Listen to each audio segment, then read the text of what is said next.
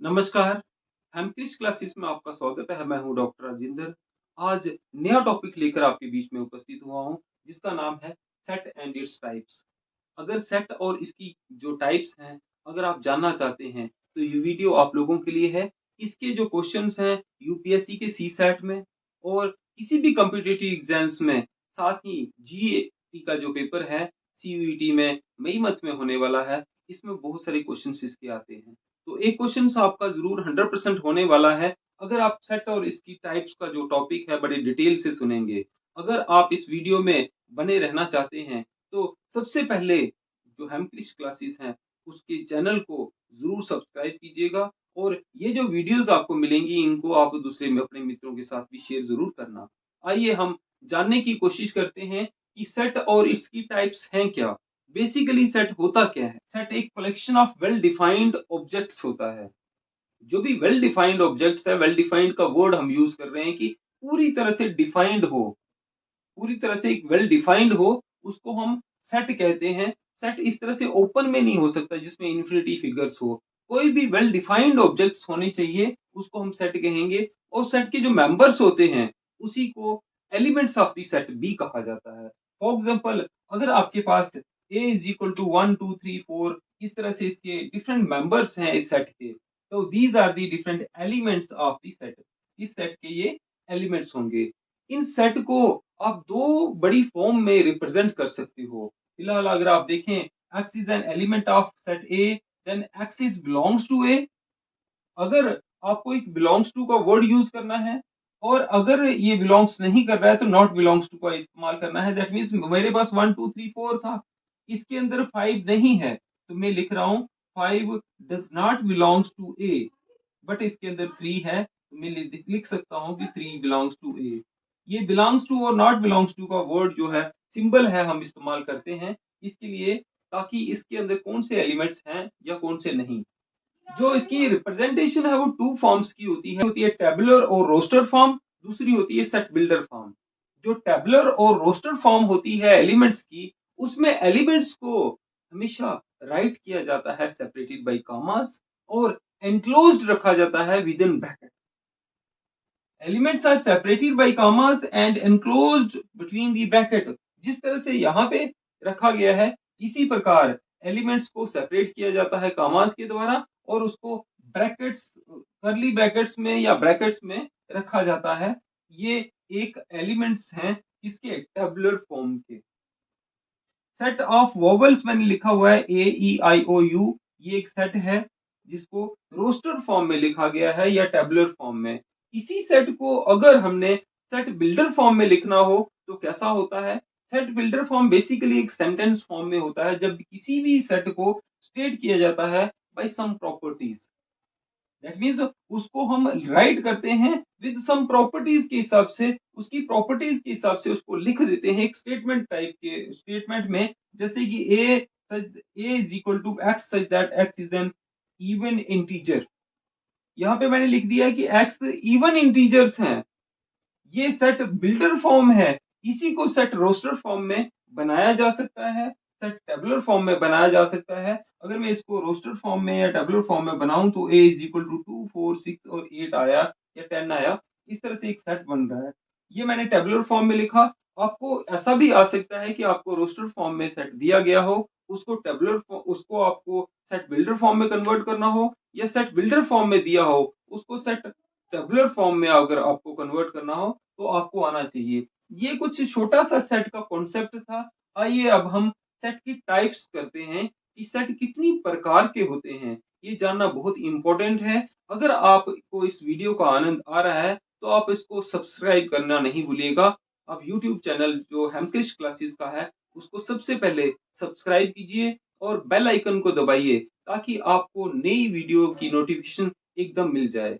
आइए हम कुछ टाइप्स करते हैं कि कितनी प्रकार के जो सेट है वो होते हैं। सेट बेसिकली बहुत सारी टाइप्स के होते हैं। हम इनको इनके ऊपर रोशनी डालते हैं कि सबसे पहला अगर हम बात करें एम्प्टी सेट, तो एम्प्टी सेट क्या होता है? एम्प्टी सेट मीन्स ऐसा set in which there is no element, जिसमें कोई भी एलिमेंट नहीं हो। मान लो मेरे पास कोई एक सेट है जिसमें कोई एलिमेंट ही नहीं है, इसमें कोई एलिमेंट नहीं है। जब कोई भी एलिमेंट नहीं है तो इसको मैं एम्प्टी सेट कहता हूँ, और एम्प्टी सेट को हमेशा फाई के साथ डिनोट किया जाता है। Means any any set which has no elements, कोई भी सेट जिसमें कोई भी एलिमेंट नहीं हो उसको एम्प्टी सेट कहा जाता है। सिंगलटन सेट, सिंगलटन, सिंगल, ऐसा set which has only one element, जिसमें कोई भी एक एलिमेंट हो उसको सिंगलटन सेट कहा जाता है। एक ही एलिमेंट हो उसको सिंगलटन सेट कहा जाता है। इसी तरह से equality, equality of set, equality of set भी मैं लिख सकता हूँ। Equality of set means set equal कब होते हैं? सेट इक्वल तब होते हैं when the elements of set ए, मान लो मेरे पास कोई ए एक सेट है जिसके एलिमेंट्स हैं मान लो 3 7 5, और एलिमेंट्स सेट बी के बी एक और सेट है जिसके एलिमेंट्स हैं 5 7 और 3।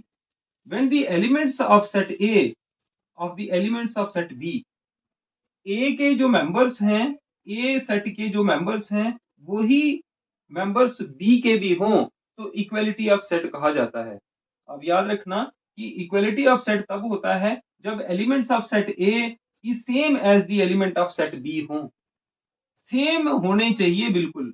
जब ये दोनों एलिमेंट्स जो दोनों सेट हैं उनके एलिमेंट जो हों सेम हों तो उसको इक्वलिटी ऑफ सेट कहते हैं।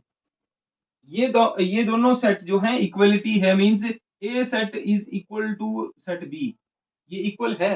But elements of set A is the element of set B, जो एलिमेंट ए के हैं सेट ए के वही एलिमेंट्स ऑफ सेट बी के भी हैं, वो सेम होने चाहिए। इसको इक्वलिटी ऑफ सेट कहा जाता है।